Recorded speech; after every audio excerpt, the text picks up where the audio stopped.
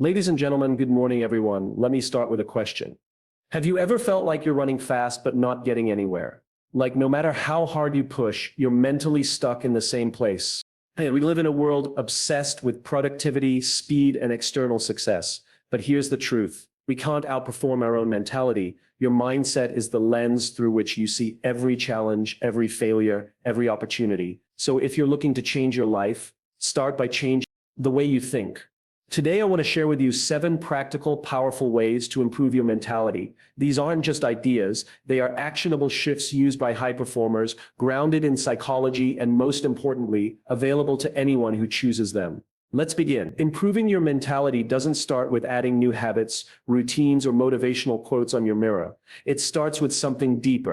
It starts with understanding your current beliefs, what you believe about yourself, your potential, your limitations, because the way you see the world is built on the stories you've unconsciously told yourself over years, sometimes decades. Psychologists have a concept called the cognitive iceberg.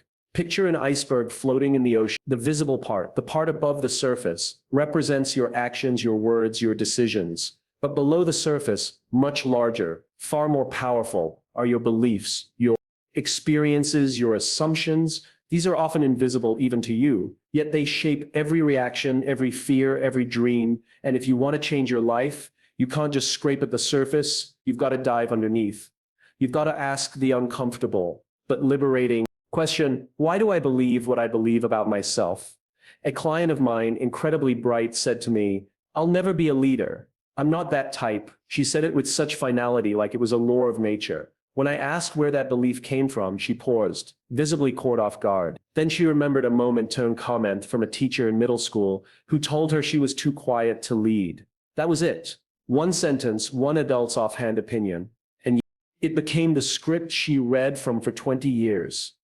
Every promotion she didn't pursue, every meeting she stayed silent in, every time she deferred to others, even when she had something meaningful to say, it all came back to that one moment. And this is not unique. All of us carry these invisible scripts. Maybe someone told you that you weren't creative, that you weren't smart enough, that success was for other people, that your voice didn't matter. And maybe you never consciously accepted those things, but they stuck. They burrowed in, and now they show up when you second guess yourself, when you procrastinate, when you self-sabotage just as you're getting close to something good. Now let me be clear. This isn't about blaming your past. It's about understanding it so it no longer controls you. Because when you don't question the origin of your beliefs, you mistake them for truth. But once you shine a light on them, you realize they're not fixed. They're not facts. They're just stories. And stories can be rewritten. I once worked with an entrepreneur who had built a successful company but still felt like an imposter. He was waiting for someone to tap him on the shoulder and say, "We figured it out. You don't belong here." When we traced it back, we found the belief came from his early school years. He had undiagnosed dyslexia and struggled with reading. While other kids flew through assignments, he stayed behind, often in tears. He told himself, "I'm not as smart as them." That belief stayed even when the evidence of his success said otherwise. It wasn't logic keeping him stuck. It was emotion cemented by time. Once he saw where that belief came from, everything shifted. He didn't just succeed externally, he began to believe he deserved it. That's the power of reflection. It doesn't erase the past. It gives you power over how it shapes your future. So I'll ask you again, why do you believe what you believe about yourself? Sit with that question. Don't rush past it. Maybe write it down, journal about it, talk it through with someone you trust. Don't just look for the first answer. Look deeper. Go back to the earliest moment you remember feeling not enough. Whose voice was it? Was it yours or someone else's? What did you decide about yourself in that moment? This kind of introspection takes courage. But here's the reward. It creates choice. Once you understand the beliefs running in the background, you get to decide whether you want to keep them. You get to rewrite the narrative because beliefs aren't carved in stone. They're just thoughts you've repeated long enough to accept as real, and the moment you start replacing them with new intentional thoughts, everything changes. You go from default to design, from reaction to purpose. I know people who grew up being told they'd never succeed because no one in their family ever had. Today they're running companies, teaching others, breaking generational patterns, not because they waited to feel different, but because they decided to think differently. You don't rise to the level of your goals. You fall to the level of your mindset. That's why improving your mentality isn't just important, it's foundational. You can't build a skyscraper on a cracked foundation, but you can rebuild the foundation. You can question it, you can strengthen it, and from there, everything you build will stand taller, stronger, and longer. That begins by going inward, not by doing more, but by understanding more, not by chasing external results, but by uncovering the internal truths that shape how you see yourself. Because once you know why you think the way you do, you can begin consciously, deliberately to think a new way. And when you change the way you think, you change everything. Here's the uncomfortable truth most people never say out loud. Your brain is not wired to help you grow. It's wired to help you survive. It doesn't care about your goals or your potential. It cares about your safety, emotional, physical, and social. And that safety mechanism, though well-meaning, often becomes the exact thing that holds you back.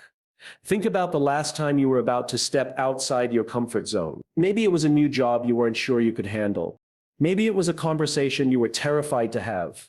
Or maybe it was something as personal as setting a boundary or asking for what you actually need. What happened in that moment? Did your chest tighten? Did your inner voice start listing everything that could go wrong? That's not a character flaw. That's biology. Neuroscience shows us that when we face uncertainty, the amygdala, part of the brain responsible for detecting threats, activates just as it would if you were facing physical danger. In other words, your brain responds to public speaking or rejection the same way it would respond to a bear in the woods. And because of that, most people stop. They retreat not because they're lazy, not because they lack potential, but because they mistake discomfort for danger. But here's the paradox. Growth lives in discomfort. If you're serious about improving your mentality, you cannot afford to avoid hard things. You must lean into them over and over again. There's a body of research behind this. Carol Dweck, the psychologist best known for her work on mindset, found that individuals who see effort and difficulty as signs of growth rather than signs of inadequacy consistently outperform those who avoid challenges. They bounce back faster, try longer, and learn deeper. The difference isn't talent, it's tolerance for discomfort. Now, this doesn't mean throwing yourself into chaos without preparation. It means recognizing when fear is simply a sign that you're growing. It means pausing, breathing, and saying to yourself, this is uncomfortable because I'm expanding. I remember working with a founder who had built a multi-million-dollar business, but still couldn't delegate. Every time he tried to step back and empower his team, he panicked. Not because they were incapable, but because his internal script told him, if I'm not in control, everything will fall apart. That belief came from growing up in a household where mistakes weren't allowed. Perfection was the standard. So even as an adult, even with all his success, the moment he released control, his nervous system equated it with failure. And yet, when he finally started delegating slowly, intentionally, he began to see something incredible. His team didn't collapse. They stepped up. He started sleeping again. His business didn't fall apart. It scaled. Discomfort was not a sign to stop. It was a sign to move forward. Every time you walk into a new situation where the outcome isn't guaranteed, your brain will whisper, let's not do this. And every time you say, let's do it anyway, you build a new mental muscle. That's what growth actually looks like. Not glamorous wins, but quiet courage in ordinary moments. Take learning, for example. Most adults stop learning not because they've mastered everything, but because learning something new makes us feel incompetent. We don't want to be the beginner in the room. We don't want to ask the question everyone else seems to know the answer to. And so we sit quietly, we stick with what we know, and slowly our world shrinks. But the most mentally agile people I've ever met are the ones who are willing to look foolish. They raise their hands, they say, I don't know. They take the class, they try the thing. And yes, it's messy. Yes, it's uncomfortable. But every time they do it, they expand what they're capable of. I once asked a room full of leaders, when was the last time you did something for the first time? The silence was deafening. Most couldn't remember, and that's not a badge of honor. That's a warning sign. Because if you want to stay mentally sharp, emotionally agile, and creatively alive, you have to do things that scare you. You have to get comfortable being uncomfortable. And here's a simple tool that can change everything. When you experience failure or fear, don't ask, why is this happening to me? Instead, ask, what is this trying to teach me? That one shift turns your mind from a victim of circumstances into a student experience. I had a client who went through a massive career setback, lost a job he thought he'd retire from. At first, he spiraled, blamed himself, isolated. But then he started asking that question, what is this trying to teach me? And the answers came. He realized he'd attached his identity to a title, that he had ignored his creative calling for years. Within 12 months, he had launched his own business. Today, he says losing that job was the best thing that ever happened to him. Not because it was easy, but because it pushed him where comfort never would have. That's the essence of growth.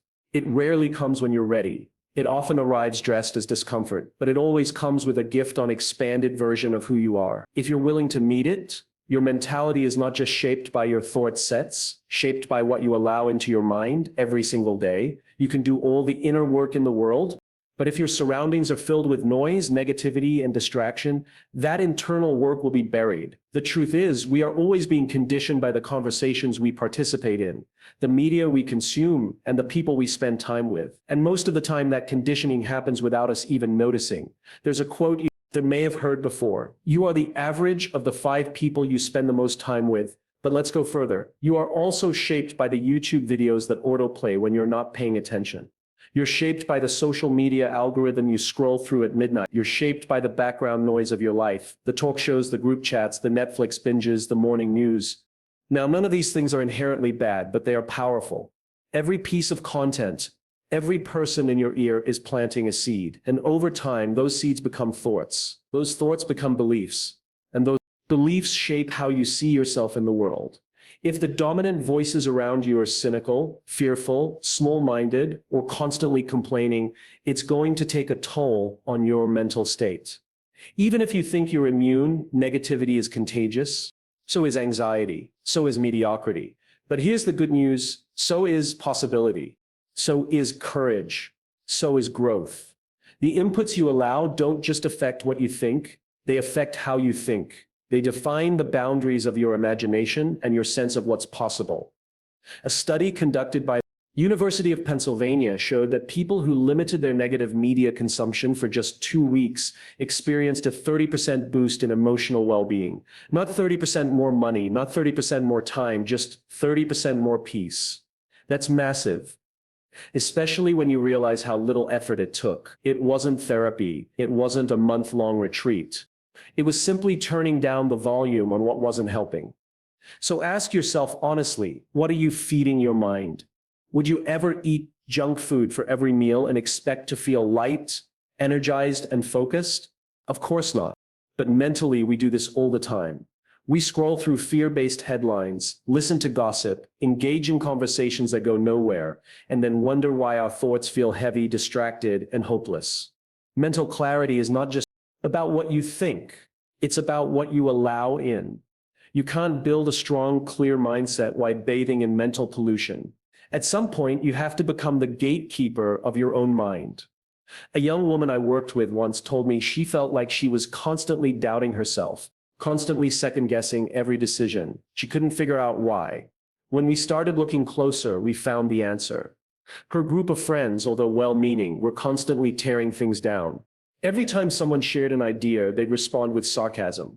Every ambition was met with, good luck with that. Every failure was joked about or used as proof that success was for other people. And that environment had conditioned her to be afraid of trying, not because she wasn't capable, but because she had learned to expect judgment.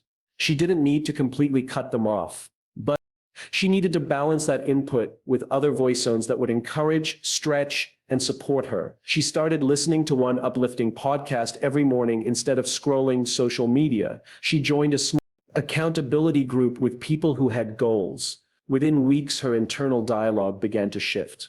Not because someone else fixed it, but because she changed what she allowed to influence it. We underestimate how much the external world shapes our internal world. We think we're choosing our beliefs, but often we're just adopting the ones we're most exposed to. That's why it's not enough to just think positive. You have to protect your ability to think clearly. That means making intentional decisions about what enters your mental space. It means asking before you engage with content, is this fueling me or draining me? It means paying attention to how you feel after spending time with certain people.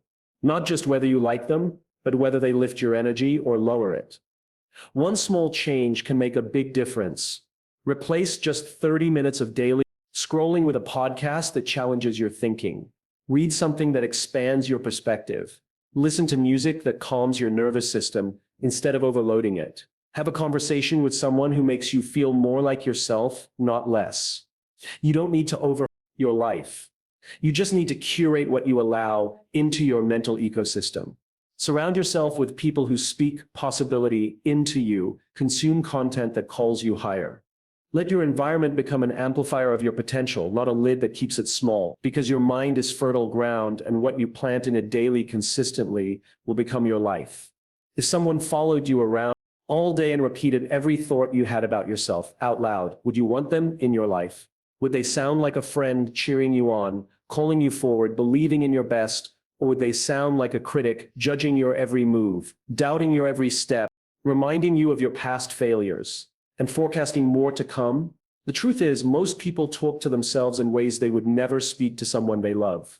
We say things like, I'm so stupid, or I'll probably mess this up, or why can't I ever get it right? And we think those words are harmless. Just thoughts, just venting, but they're not. Harmless. They're wiring your brain. Research in the journal Health Psychology found that people who engaged in self-affirming internal dialogue had lower cortisol levels. The stress hormone performed better under pressure. Study from the University of Michigan showed that positive self-talk increased problem-solving capacity by activating areas of the brain associated with focus and emotional regulation. This isn't just motivational fluff. It's neuroscience. The way you talk to yourself literally affects how you function. Your internal dialogue becomes the script your mind performs. If that script is filled with doubt, shame, and fear, your actions will reflect it. But if it's filled with encouragement, clarity, and belief, you will rise to meet it. It's not magic, it's muscle memory. Over time, your brain becomes better at whatever you rehearse most: confidence or self-sabotage. A client once told me she never felt good enough. No matter what she achieved, degrees, promotions, accolades, she always felt like a fraud. We trace that feeling back to something simple but powerful: the way she spoke to herself. Every time something went wrong, even slightly, she'd say, "Of course, that's just like me." She didn't mean it maliciously. It was automatic, but that automatic language became a lens, and that lens shaped her identity. So we worked on interrupting that pattern. Every time she caught herself thinking or saying something self-deprecating, she replaced it with a phrase that spoke to who she was becoming, not who she used to be. Instead of "I'm terrible at this," she'd say, "I'm learning how to do this." Instead of "I always mess this up," she'd say, "I've made mistakes before, but I'm improving." At first it felt awkward, even fake. But here's what's fascinating. Your brain doesn't need the words to feel true to start building a new neural path. It just needs repetition, consistency. Over time, those new statements, those small daily upgrades in self-talk began to shape new beliefs. And those beliefs shifted everything. This doesn't mean ignoring your weaknesses or pretending everything is perfect. It means learning to speak with yourself the same way a coach would direct, but constructive, honest but hopeful, not soft but strong. Think about a moment when someone believed in you more than you believed in yourself. Maybe a teacher, a coach, a mentor. What did that belief do to you? It made you stand taller, try harder, stay longer. Now imagine what would happen if you became that voice for yourself. You don't need someone else to constantly remind you of your value. You can learn to do that. But it starts with noticing how you speak, especially in failure, especially in stress, because the language you use in hard moments is the language that defines your mindset. Stop saying, "I can't do this." Start saying, "I'm figuring this out." Stop saying, "I'm not ready." Start saying, "I'm learning what it takes to be ready." Stop saying, "I'll never be confident." Start saying, "I'm building confidence with every step I take." One of the most transformative shifts you can make is changing from passive language to powerful language. Passive language sounds like "I hope I can," or "I'll try my best," or "maybe one day." That kind of language gives your power away. It turns your future into a wish, not a plan. Powerful language sounds like "I'm becoming someone who can."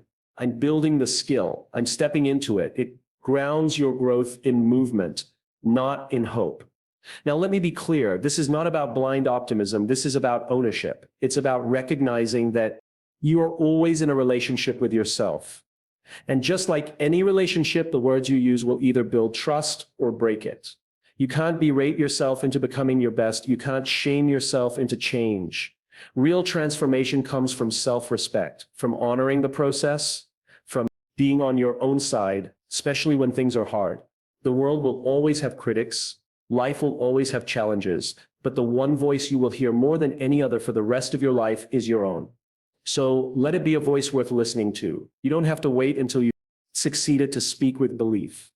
You speak with belief so you can succeed, not because you're trying to convince yourself of something fake, but because you're choosing to narrate your life in a way that reflects who you're becoming, not just where you've been, because you matter. Your voice matters. And what you say to yourself today, tomorrow, and every day after has the power to shape not just your mentality, but your reality.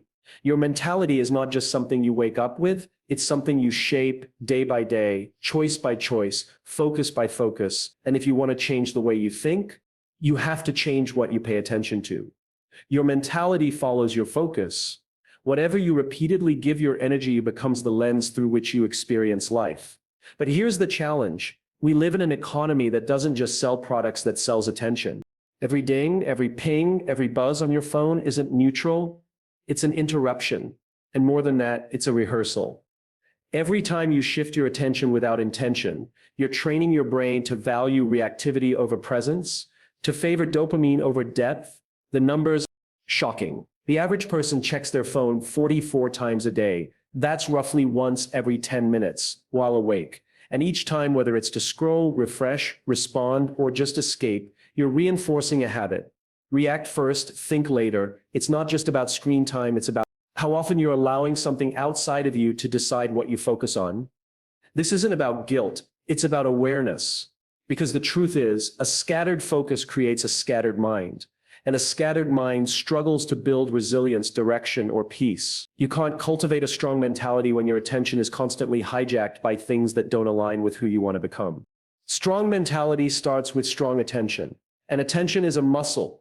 If you don't train it, it defaults to weakness. But when you do train it intentionally, consistently, it becomes one of the most powerful tools you have.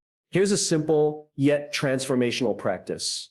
For the first 10 minutes of every day, don't check your phone. No emails, no notifications, no news, no social. For just 10 minutes, give yourself back to yourself. Sit with your own thoughts. Write them down if you need to. Breathe, stretch, or ask one powerful question. Who do I want to be today? That question alone begins to rewire your focus.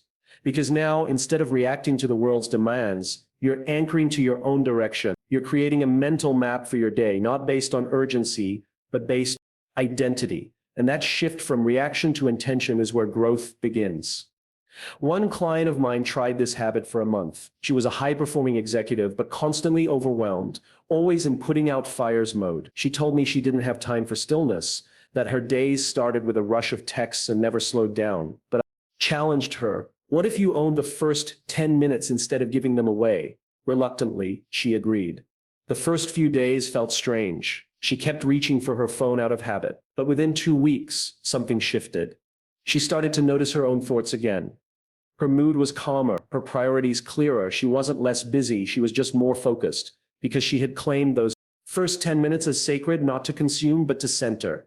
And over time, those 10 minutes became a microcosm of something bigger. Her attention, once fragmented and reactive, became intentional. She started protecting her focus during meetings, taking walks without her phone, saying no to noise so she could say yes to what really mattered. And the result wasn't just more productivity, it was more clarity, more alignment, more peace. Attention management is not about being perfect. It's about being present. It's about deciding what deserves your energy and what doesn't. It's about noticing when you're slipping into autopilot and having the power to redirect. Every time you choose intention over impulse, you strengthen your mental core.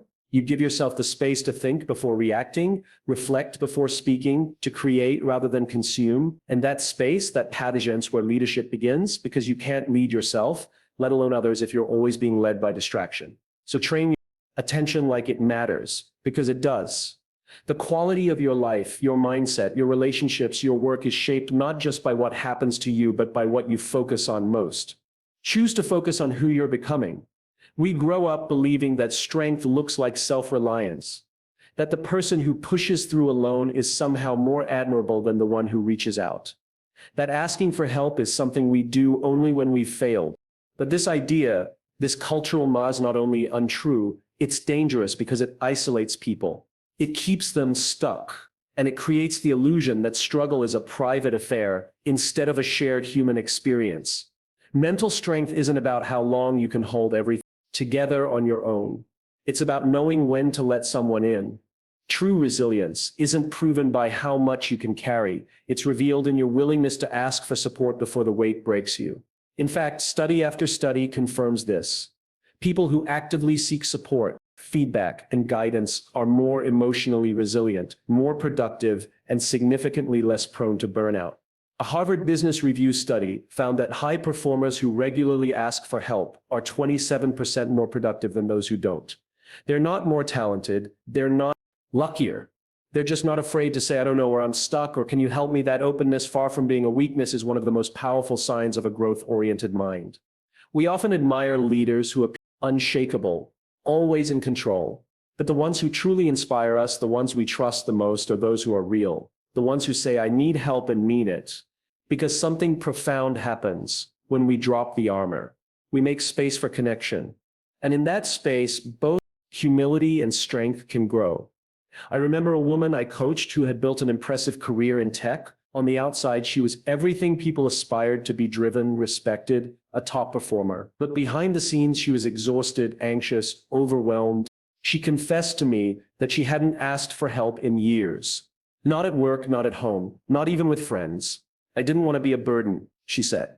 I thought if I just worked harder, I could figure it out. But what she was really saying was this: I didn't think I was allowed to need help. Like so many others, she had equated independence with value.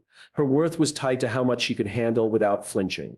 And that belief was quietly destroying her capacity to sustain the very success she'd worked so hard to build.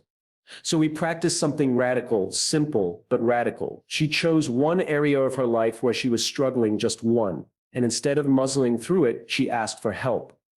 At first, it was uncomfortable. It felt like failure. But the response she got wasn't judgment. It was support, encouragement, even admiration. People leaned in, and over time, she began to see asking not as a last resort, but as a wise strategy.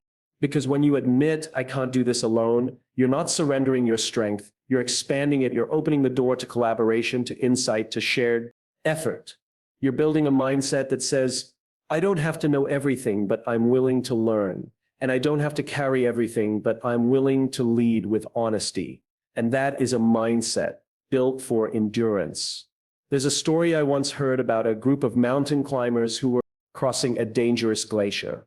One of them slipped, but because they were all roped together, the others were able to catch him and pull him back to safety. That rope, that connection, wasn't a sign of weakness. It was their survival system, their trust system. And it only worked because they agreed in advance. If one of us falls, we all help. That same principle applies to life. But first, you have to let people tie the rope. If you're always trying to prove you're okay, you deny others the opportunity to support you, and you deny yourself the depth of connection that only exists when vulnerability is allowed to breathe. Mental toughness doesn't mean hiding the hard stuff. It means owning it, facing it, and being wise enough to say, I need someone with me in this. The strongest teams, the most resilient cultures, the most empowered individuals are not those who pretend to have it all together. They are the ones who ask and offer help freely. They know that strength is multiplied in community. They don't just survive the hard seasons, they grow through them because they do it together. So if you've been taught to believe that asking is a sign of weakness, challenge that belief. Question it. Replace it with something true. Asking for help is not giving up. It's showing up. It's saying, I value this enough to not go it alone. And that kind of courage that changes everything. There's a lie many of us tell ourselves, and it quietly holds us hostage. I'll wait until I feel confident. It's a seductive myth because it makes sense on the surface. Why would you step into something if you don't feel ready? Why risk failure if you don't have assurance? But here's the brutal truth. Confidence is not what leads to action. Confidence is the result of action. It doesn't come before, it follows. Think about it for a moment. How many times have you waited for the perfect moment to start something? A new job, a conversation, a habit, a relationship, and how many times did that moment never come? How many days, weeks, or years slipped by while you waited for the elusive feeling of readiness? It's like standing on the edge of a diving board, but never jumping because you don't feel ready to dive. But readiness is a feeling. It's a signal generated by your brain, a brain wired to keep you safe. It's not interested in pushing you forward. It's interested in avoiding risk, avoiding discomfort, and protecting you from the unknown. That voice in your head that says, wait, not now, maybe later, is your brain trying to protect you. And often protection feels like paralysis. Mel Robbins calls it the 5-second rule. She discovered that if you wait more than 5 seconds to act on an instinct, your brain will convince you not to do it. It will talk you out of moving forward. But if you move quickly within those 5 seconds, you interrupt the pattern of self-doubt. You bypass fear, slow voice, and ignite action's fast impulse. Action creates momentum. Momentum builds belief, and belief transforms your mentality. The process is simple yet profound. You don't act because you feel ready because you act. Imagine a time when you were scared to try something new. Maybe it was public speaking, starting a business, or asking for a promotion. Remember how the moment you took that first step, no matter how shaky or unsure, you felt a spark of confidence? That's the power of action. It gives you evidence that you're capable. It rewires your mindset from I can't to I'm doing. There's an emotional weight behind waiting too. When you wait to feel ready, you carry fear around like a heavy backpack. It saps your energy, clouds your decisions, and narrows your vision. But when you act before feeling ready, you trade that weight for momentum. Your heart races, your mind sharpens, and your entire being leans into possibility. I remember coaching a young entrepreneur who was terrified to pitch her idea to investors. She told me, I don't feel ready. I don't know enough. What if they say no? But then I challenged her. What if you acted before you felt ready? What if you stepped up anyway? With a deep breath, she did. She made the call, set up the meeting, and walked into the room, feeling scared but determined. The pitch wasn't perfect, but it was enough. She didn't get the first investment, but she gained feedback, connections, and more confidence than she'd ever had. Most importantly, she learned that action breeds readiness. This principle applies in every area of life. Relationships, careers, health, creativity, all require us to move before we feel ready. Waiting for a flood of confidence is waiting for a mirage. It's chasing a feeling that only exists in hindsight. So how do we act before feeling ready? It starts with recognizing that discomfort is part of growth. That feeling scared is not a signal to retreat, but a sign you're on the right path. That uncertainty doesn't mean you're unprepared. It means you're human. It means when the instinct to act arises, whether it's to speak up, try something new, or take a risk, you count down 5, 4, 3, 2, 1, and then you move. Not because you know exactly what will happen, but because you trust yourself enough to take the step anyway. Over time, these small acts of courage accumulate. They build a new narrative, one where you are someone who tries, who learns, who perseveres. Your mentality shifts from a fixed mindset trapped by fear to a dynamic mindset fueled by action. There's no shortcut to readiness, no magic potion, no moment when fear disappears completely, but there is a choice to lean into fear rather than back away from it. To say, I may be scared, I may be unsure, but I will start anyway. Action builds belief. Belief shapes mentality, and mentality shapes the trajectory of your life. If you wait to feel confident, you risk waiting forever. But if you act now, right now, you begin a cycle of growth, momentum, and transformation that no fear can stop. That's the power of starting before you're ready. Let me leave you with this. The quality of your life rises or falls with the quality of your mindset. And your mindset, it's not fixed. It's not something you're born with. It's something you build day by day, thought by thought, action by action. So don't chase motivation, chase meaning. Don't aim to be perfect, aim to be better than yesterday. And above all, then wait for a breakthrough. Be the one who breaks through.